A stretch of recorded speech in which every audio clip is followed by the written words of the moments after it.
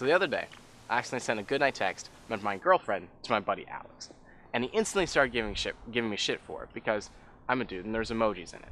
You know, I don't want to sound old-fashioned here, but it blows my mind that little pictures on your phone can have such social implications. That's got me thinking. How do emojis come into existence and why they get so big? Sit down. Let's talk about it.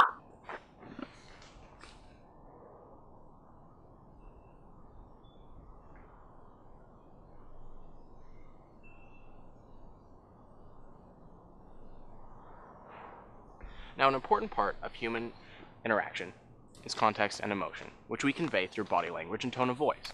However, in the late 80s and early 90s, when mass communication via technology was starting to get popular, a lot of misinterpretations occurred, because text-based messages cannot convey emotions like face-to-face conversations can. An employee of Docomo at the time set about to fix this.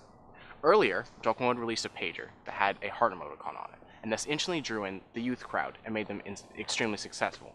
However, in their next pager, they took the heart emoticon off it, thinking, well, pager is mainly a business device. So, seeing the success of the heart emoticon, he decided, well, what if I can do something for every sort of emotion or any sort of context to let people just really tell you what they're thinking through text-based communication. And so from here, he decided that he would make 176 12 by 12 pixel characters that conveyed every single human emotion that there was.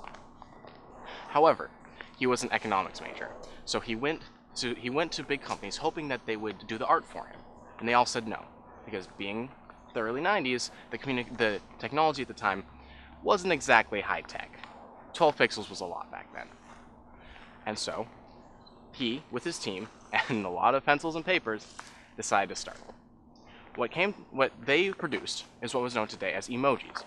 Now, the word emoji stems from two Japanese words, e, which means picture, and moji, which means character. It actually has nothing to do with emoticon or emo, as many today think. Now, this was released on their next system, called the iMode, which was their form of the early internet. Well, not the early internet, but it's their form of keeping you updated on weather and different things, and introducing applications or apps. Now, their emojis instantly had huge success, to the point where everyone else in Japan wanted to do it. And so all these other rival companies started making their own emojis. And this raised a new problem. One carrier's phones could not receive a different carrier's emojis. Because why should you contact someone? Why should you pay to encode your rival's emoji? That was their thought process behind it. However, it actually took until 2005 to encode the incoming signals to their own emojis. Now, as you know, the emoji in Japan at this time was extremely popular, to the point where it got the attention of international companies, such as Apple. And actually, in Apple's iOS 2.2 update in Japan, they released the emoji.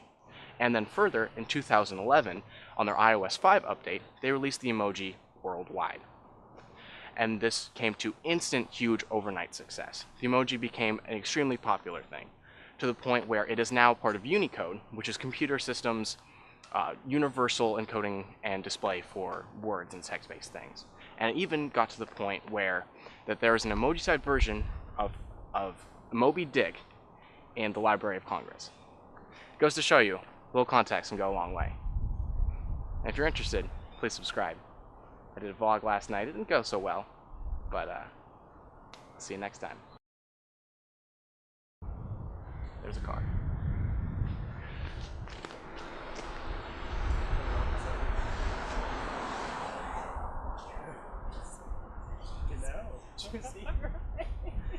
Alright, take two.